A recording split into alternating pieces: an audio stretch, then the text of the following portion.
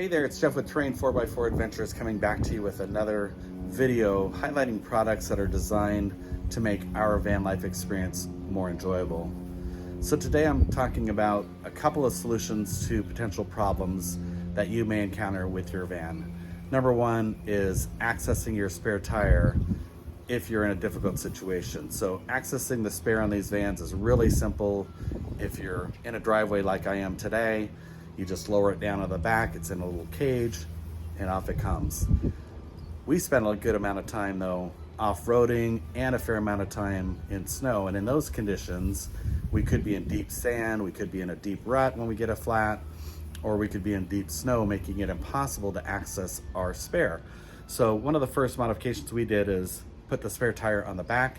We picked up the Al Van's exterior Expedition tire carrier and ladder for the back of the van, and this proved very beneficial last weekend. I was out in Anza-Borrego Desert State Park, actually cracked a rim, and so it was a piece of cake changing out the spare in that situation because I didn't have to dig underneath the van, just pulled it off the back.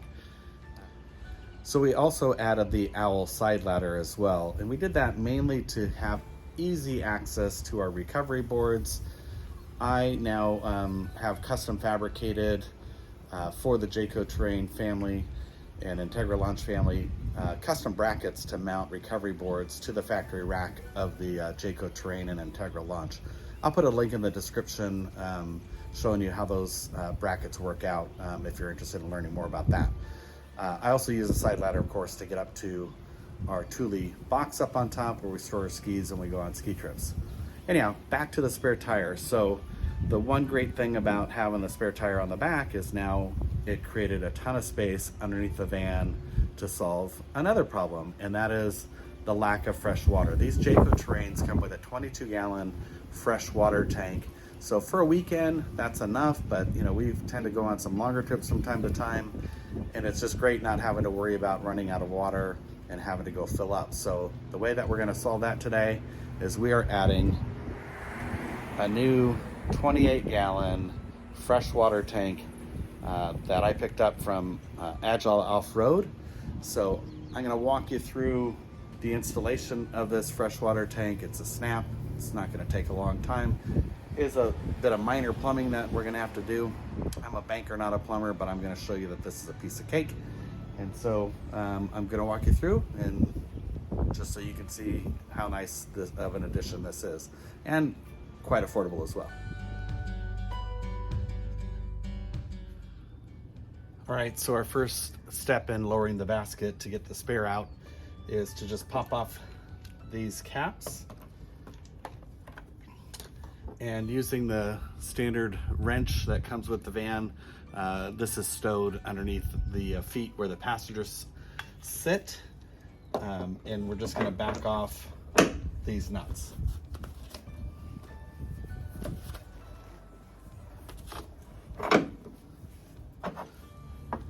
Or to make things a little faster, 3/4 inch socket will also do the trick. Save you a bit of time.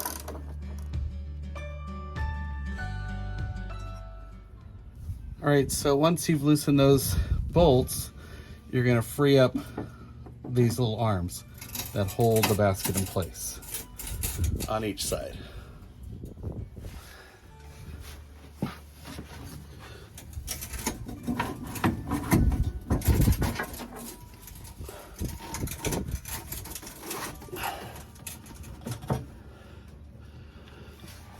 All right, and that's how we lower the spare. All right, so here's just a quick view of the basket lowered. Okay, so we have a couple of hose connections to make before we install the tank onto the van. The first one is a smaller hose, and it's gonna be your breather hose and your overflow. And then the fill line is gonna be a larger diameter hose that will connect down here. I was able to get these hoses on the fittings without applying any heat. It's a warm day here down in Southern California, so was able to just easily slide them on. You might need to heat them up with a blow dryer. No Teflon tape needed. because this tank is not under pressure, but I just decided to put a little strip on this lower connection just because it's of its elevation, and just to make sure that I take an extra step of not having any leaks. Okay, so now let's put this up into the basket. So as you can see, I routed the larger hose on the other side of the frame here just so it wouldn't get bound up.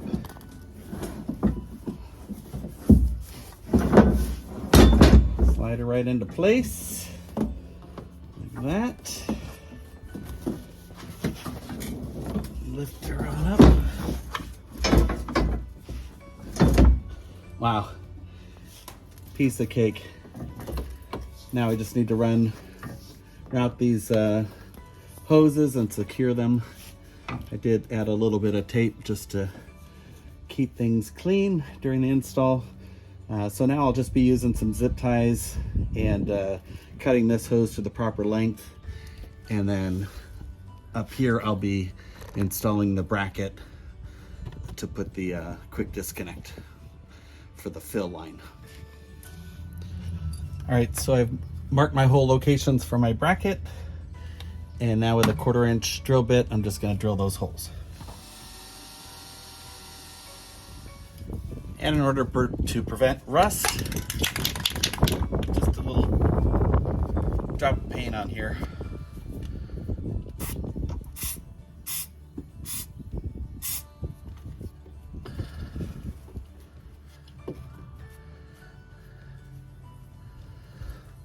Just happen to have Agile Off-Road orange. That's pretty funny. That's the only color I have in my garage right now.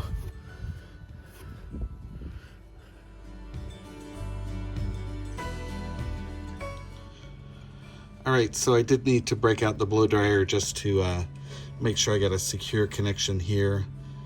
So I heated up this hose to get that on there. So just want to show you how I kind of routed things underneath here. Just tidy things up with some zip ties. And I've got my breather hose overflow tube right here.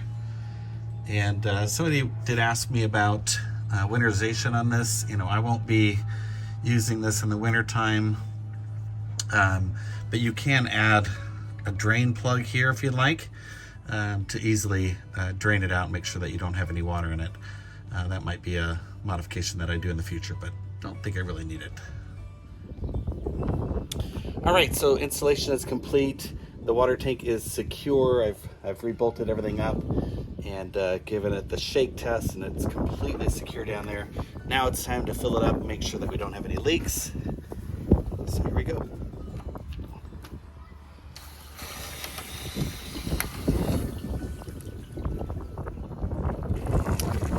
This is so cool. All right, so I'm gonna fill it up, and once I get it filled up, I'm gonna demonstrate filling up the interior tank from this tank.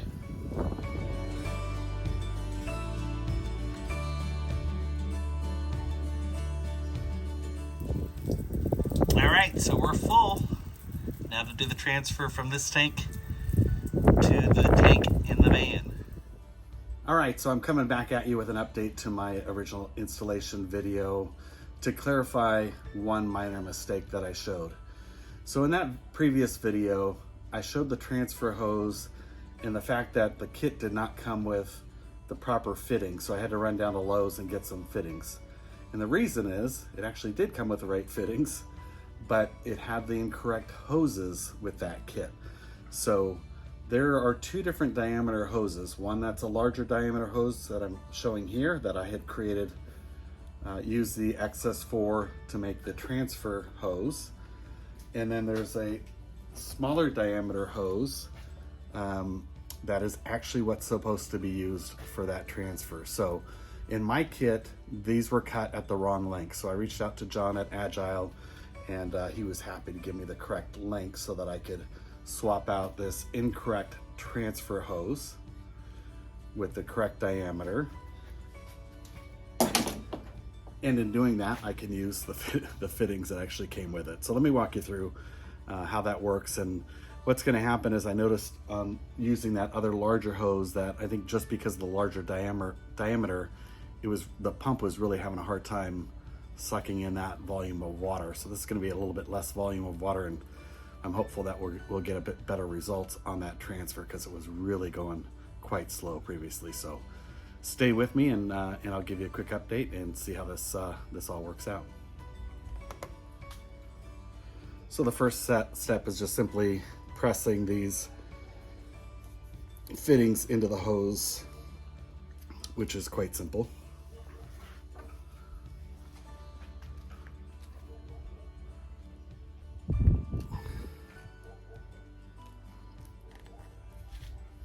All right, there we go.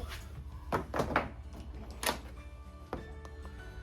right, now I'm gonna fit the quick disconnect that goes into what would normally be the fill line, but we're gonna go in reverse order and use it as suction in this case. So that's gonna go right on here.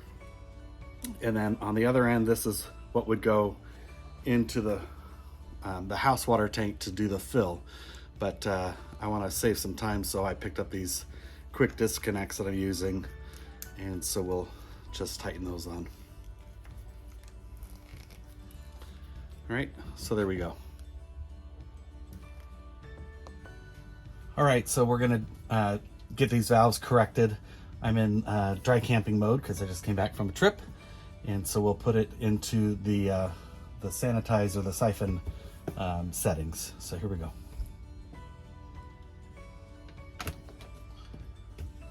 Flip on the pump, and let's see how we do. We should have some water coming up. As we do, and now we're just running just fine. So all right, having the right size diameter hose made all the difference in the world. So again, I apologize for that little snafu on the way, but we've got you corrected, and just make sure that you got the right size or right length hoses in your kit. So the larger diameter hose, that's used to fill the kit. So it's going to go from the fill line. The smaller diameter is going to be used for two purposes. One is the overflow, and then the other one, you'll cut off the remaining section after you get the tank installed, and then use the excess for your transfer hose. All right, so there you have it. Transfer is performing perfectly.